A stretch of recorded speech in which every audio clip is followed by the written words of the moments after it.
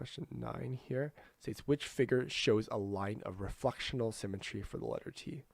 So which figure shows a line of reflectional symmetry for the letter T. So when we talk about, so again, what is this topic of reflectional symmetry? So again, take a moment to think about this problem here. What's the difference between, these are all, let me scroll into the options here. So I have A here, this is a T, B here's a T, C here's also T, and D here's also T. But which of these show a reflectional symmetry? What does that, so what does the first reflectional symmetry mean? And how do we find that? How do we figure that out?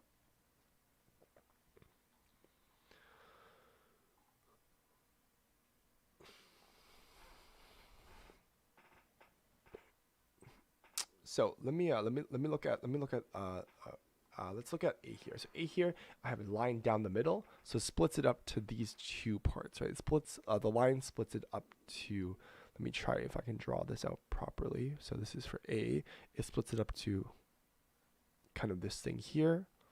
I have one side like this, and then another side like so, right? And then these two parts. So if I split it down the middle, I have something like this, right? Let me erase this here. And you can see, are these two parts equal to each other? In this case, yes, right? Therefore, because what I can do is I can translate this. I can reflect this onto. You can think of reflecting along the y-axis here, and I get the exact same. I can flip it onto its side and get the exact same shape, which means A here is a correct answer. So this here is correct. Let's look at the other solutions here. I have B here, so B means if I cut that shape like so, like horizontally, the shapes I get are this shape here,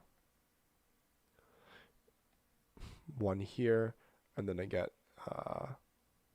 basically a smaller T, right? Like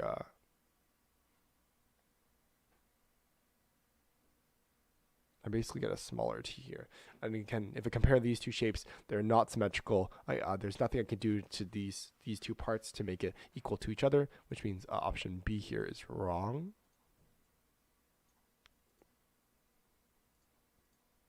Wrong. Let's look at option C. C here means if I cut the shape into like a diagonal, it's gonna be hard to draw. I'm gonna get something like this. So let's try to see if I can draw this. I get something like that. And I get, and then I get something here. I still get a thing here. Okay, that's the best I can do for that. And then I get my other shape would be kind of like this. And yeah, just like that.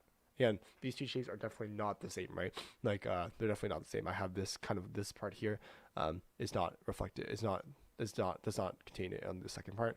This here is also incorrect. And if you actually do the same thing with D here, it's also incorrect here, right? If I split it up, I get kind of this exact same shape. I get this shape here and this shape here, but those two shapes are reflected. But either way, they both cannot be reflected to show a reflectional symmetry, which means A here is my only correct answer here because these two shapes are the same. So this here A is correct. We're given given the letter T. It's like the figure here, line of reflectional symmetry of a geometric figure, line that shows which geometric figure, when reflected, remains the original figure, right? It remains the same. So these two figures are equal to each other. So A here, when reflected along the central line, the shape of the figure does not change. That's good. D is false here. Does not show line of symmetry as the bottom U shape will move upward on reflection. That's good. C and D are false. You get like a shape different from the original T. You get this here, which is really weird, and you get this here, which is really weird. So C and D are both false here. So this here is a great solution and analysis. Solution is correct.